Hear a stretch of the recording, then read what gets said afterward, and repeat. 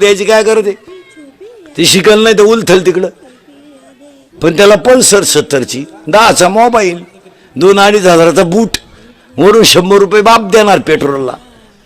ही देणार 100. ही तर लई खोडीची.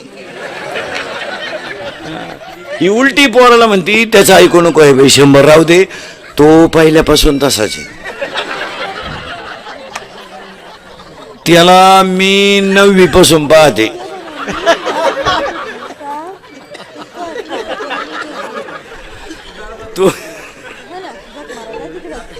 तो जसा आहे तसाच मी म्हणून राहिले नाही तर दुसरी तू का नाही उलटली कुठं त्यानं दुसरी केली असती. मग पोरं बिघडले नाही महाराज. पोरांना वातावरण निर्माण करून दिलं. काय मत आहे आता हे सगळे बसलेले माणसं आता हे शेड बीट सगळे आपण शिकलेली माणसं आहे. आपणच शिकलोय पण आपण गरिबीच शिकलोय. आज आपण लाखो रुपये रोज पाहिला तर आपलं येडेवानी करीत नाही का. आपण त्याच्यातून या हरामींना फुकट मिळालं ना सगळं. यांना ऊत येण्याचं कारण काय आहे. या हरामींना कष्ट नाही ना काही. 10वीला गेलं म्हणजे लगेच मोटरसायकल आहे. आणि आईनं म्हणायचं आपल्याला कुठं लई आहे आणि नाही तरी कोणच्यासाठी कमवायचंय. तो तरी कुठं काय मागून मागून मागवतोय. गाडी तर मागवतोय आणि तुम्हाला तरी कुठं आऊ टाकायचंय. पगाराला तर धक्का नाही तरी गाडी होतीच आपली वरच्यावर. घेऊन टाका गाडी आणि मग ती पोरग गाडी कोणाला घेऊन येतं घरी. त्यानं तरी कुठं दुसरी ज्यांनी सच शिकलं.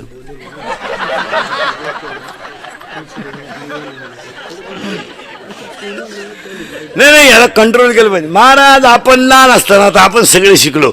आपण लहान असताना जर मराठी शाळा सुटली आपण सगळे कुठे शिकलो मराठी शाळेत. शाळा जर सुटली ना अख्ख्या गावाला कळायचं शाळा सुटली. एवढी आरडायची कार्टी. आणि त्याच्यात जर गुरुजी म्हणलं ना 2-3 दिवस सुट्टी आहे मोहम्मदलस अख्ख्या गल्लीत आवाज. बरं आपण गल्लीनं पळायचं म्हणजे दोन्ही हात मोकळे नाही. एक चड्डीला आणि एक दप्तराला. दप्तराचा सुटला तरी चालेल. चड्डी चिंगाट पडायची पोरं. बरं आपल्या दप्तराची पिशवी म्हणजे काय खताची कोण. आणि तिच्यात काय दप्तर होतं का कवठ बर चिचा. 7वीपर्यंत पाटी होती तिला साठा नाही नुसतं खापार. मग खापराची फुडी तो म्हणून घरचे पत्र्याची घ्यायची. पत्र्याची पाटी अशी नमुनी होती थुका लावल्याशिवाय उठतच नव्हती. आपण थुका लावायचंच बंद केलं. पेनशिवाय खायलाच सुरुवात. आणि 100 बोलायला काय झालं. 1 मोबाईल मुळे संवाद संपला. 2 मोबाईल मुळे माणसं एकल कोंडी झाली. एकटीच बसतात माणसं येड्या बाबळीत मोहरीत शिमिटच्या नळीत काही तर मोटरसायकलवर टांगड्या टाकून पागल झाली. पागलच झाली. 1 मोबाईल मुळे संवाद संपला. 2 मोबाईल मुळे माणसं एकल कोंडी झाली. 3 मोबाईल मुळे माणसं चिडचिडी झाली. 4 मोबाईल मुळे मेंदू हँग झाली. 5 मोबाईल मुळे डोकेदुखी झाली. 6 मोबाईल मुळे सांधेदुखी झाली. 7 मोबाईल मुळे दृष्टी गेली. आणि 8 मोबाईल मुळे झोप गेली. मोबाईल वापरणारी मंडळी झोपत नाही. त्याला जर झोपताना मोबाईल नसला गोदडीच्या दोरे उपशीत येते.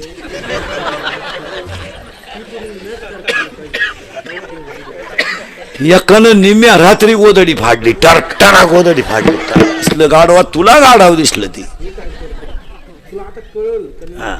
1 परत निडाय पंगत घालणारच कौतुक करावं पहिलं. 2 पंक्तीला येणारच कौतुक करावं. पंगत कोणी घालीन जेव्हा माणसं नको का. आता आज तुमची पंगत नशिबान का म्हणून ठरली रविवार आला. नाही तर पोरं सोरं जवळजवळ शाळेत गेलेच असते. पंगत घालणारच कौतुक करावं. 1 पंक्तीला येणारच कौतुक करावं. 2 आणि सगळ्यात जास्त कौतुक करावं पंगत वाढणाऱ्यांचं. कारण हे जे कार्यक्रम होतात हे सगळे तरुणांमुळेच होतात. मला 2,000 3,000 लोकांना पोरं पंगत वाढतात. कमिट्या फिमिट्या काही करीत नाहीत. कमिटी केव्हा बादल्या उचली ती कमिटी फक्त माईकवर लाल करणार. आणि पाया पडून सांगतो, तरुण मंडळी कोण कामं करून घेत जा, ती एक शक्ती आहे. जर एकत्र आली तर क्रांती आहे. आणि आपली काय झालं, ही जुनी जी मंडळी 90 टनला जमूनच देत नाही. पोरानं टाळ घेतलं का म्हातारडं उठलं, ते बोर म्हणलं बोंबलू नको, हा टाळ तू बाई वाडे होया पुढं तुझ्या नाद लागत. मी बाईच्या नादी लागन पण तुझ्या नाद लागायचा नाही. आणि कधी ध्यानात ठेवायचं, महाराज कोणतंही सामुदायिक कार्य करायचं असेल ना तर तुम्ही तरुणांना जवळ करीत जा, त्यात प्रॉफिट आहे. काय म्हणणं तुमचं? तुम्ही मिटिंग करायची ना सप्त्याची, 4-5 तरुण पोरांना बोलवा. जाऊ दे, त्यांना काय सगळ्यांना अकली नाहीत असं नाही, पण त्यांचा निर्णय सुद्धा कधी कधी फायद्याचा आहे. आपण ही जुनी मंडळी म्हणजे दिंडे फिंडे वाढल्या कशामुळं? हे दिंडे फिंडे असे याच्यामुळेच वाटलं झालंय दिंड्यांचं. दिंडीत एखाद्याला नुसतं म्हणलं ना टाळ नीट वाजव, मला म्हणलं तू, दिंडी गेली उडत, दुसरी दिंडी. हे दिंड्या अजून दिंड्यावाल्यांना सुद्धा इतके वाईट दिवस येणार आहे 2-4 वर्षात, एकट्याला झेंडा घेऊन जावा लागेल. महाराज एकात्मतेसारखी ताकदच नाही, आणि ती करलं पाहिजे. पोरा आता हे जे पोर आहेत नाही करतात महाराज. आपण काय केलं महाराज, आता ही पोरं पासैदान करतील, ही पोरं आरत्या करतील, पण त्यांच्या आईबापांना ऐकला पाहिजे. आज तुम्ही सगळे सर्व्हिसवाले ना, हे त्याच्या जीवावर आहे. काय मत आहे तुमचं? बाप गुरुजीला म्हणायचा मिळाला तरी चालन. हा ना, कशाला आपण फ्लॅट बांधले असते नगरला, कशाला आपण बंगली घेतली असती, कशाला आपण गाड्यांवर ऑफिसला गेलो असतो. ही सगळी पुण्य त्या 9 साडीतल्या आईची आहे आणि फाटक्या धोतारातल्या बापाची आहे. काय जाऊ द्या, बिचाऱ्याला बनियन नव्हतं बनियन, त्याला कोपरी होती, जाऊ द्या. आपल्या आईच्या रंगाचं 3 रंगाचं लुगडं होतं, पण शिस्त होती. खायची मजा, पण फालतूपणा चालणार नाही. हो, पोरगी जर उशिरा आली ना तर 9 साडीतली आई म्हणायची इकडे ये का, का ग उशिरा आली? पोरगी म्हणायची बरोबर आहे. आई म्हणायची थोबाड फोडीन, काल सावली तिथं होती. आईला घड्याळ नव्हतं, पण पोरगी किती वाजता येते हे कशाच्या खुणा होतं. आज रविवारी पोरगी शाळेत जाते, असू शकतो 10 तास, पण त्याला दप्तर नको. बरं, हा 10 तास दुसरीच्या मोटरसायकल भरतो कुठं? अजून 2-3 वर्ष थांबा पोरीनो, तुमच्या बापाच्या दारात आहे ना अशी रांग लागणार आहे, रांग.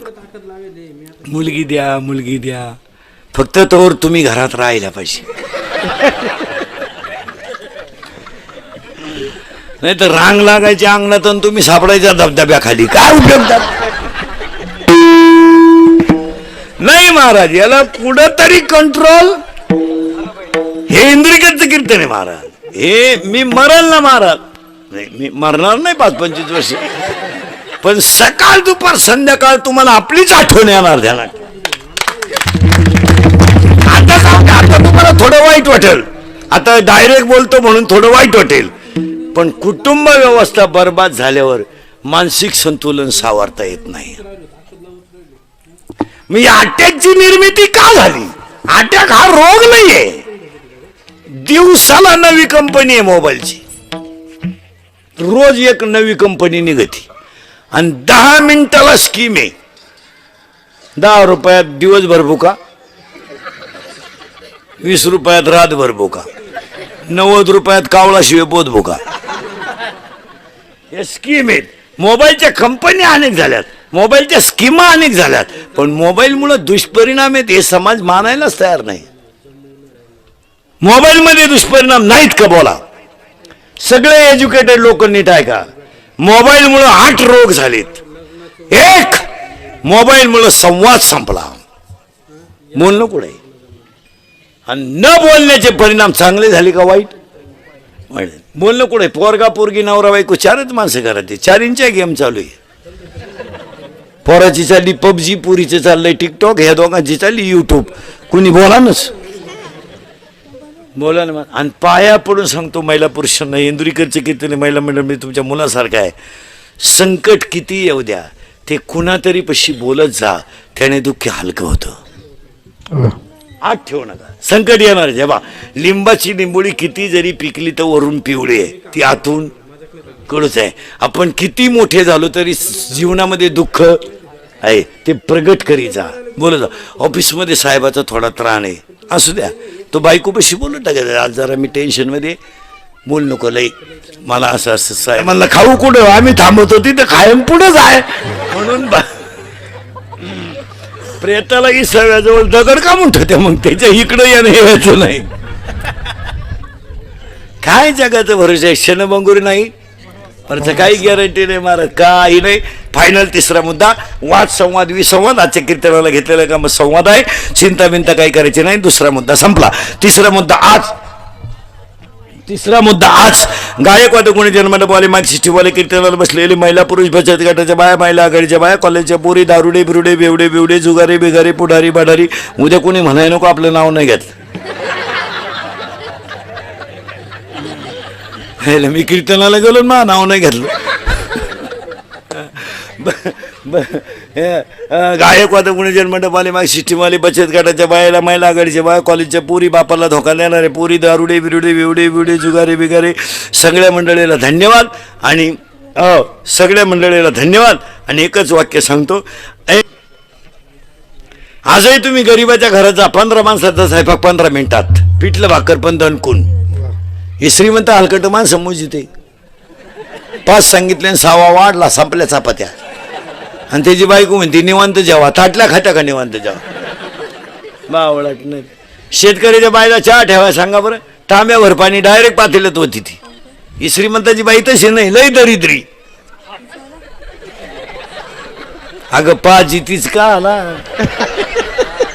काय तुझ्या चहा वाचून काय कोणचं चाललंय, कप मोजी ती याडपाट. शेतकऱ्याच्या घरात अजून आरुडे देऊन चहा येतो, अनारे चहा वजन आहे. हे श्रीमंत हलकट खिडकी जवळ जाते. बरं, त्यांचे इंजिनियर सुद्धा बंगल्याचे इतके कंस्ट्रक्शन मध्ये, तुम्ही कोणत्या घरात जा, सोफा सेटचं टोक आणि किचनचं टोक इक्वलच आहे. इंजिनियरनं सुद्धा कंस्ट्रक्शन किती भारी करेल, कोणत्या घरात जा तुम्ही. ते मॉडेल ह्या मॉडेलला खिडकीतून दिसलंच पाहिजे असं.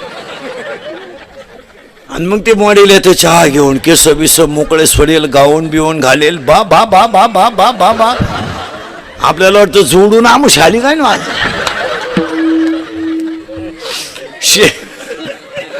शेतकऱ्याच्या घरात चहा प्यायचा म्हणजे कपातून बशीत, या हलकटांच्या घरात कपाट डोका लागत, चहा आहे का.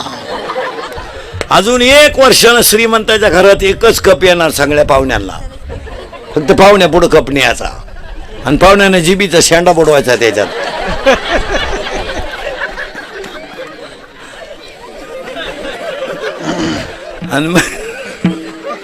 आणि मग त्या बाईनं म्हणायचं बाबाचा प्रसाद घे, आग लावतो.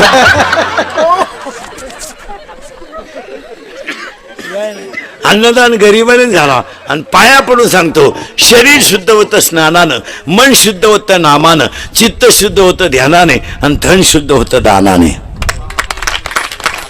दान करीचा. महिला मंडळ भिकाऱ्याला ताजी भाकर द्यायचा, अर्धीच द्या पण ताजी द्यायचा, त्याचे दात पडतील असे देऊ नका. विनोद नाही महाराज, देव त्याच्यात आहे. कोणत्या रूपाने देव येईल सांगता येत नाही. नाथाने काशीचं पाणी गाडवलं पाहिजे म्हणते का, बावळात बिवळाट होती. आणि आमची महाराज मंडळी म्हणती गाढव दिसलं त्यांना. अहो गाढवात ब्रह्म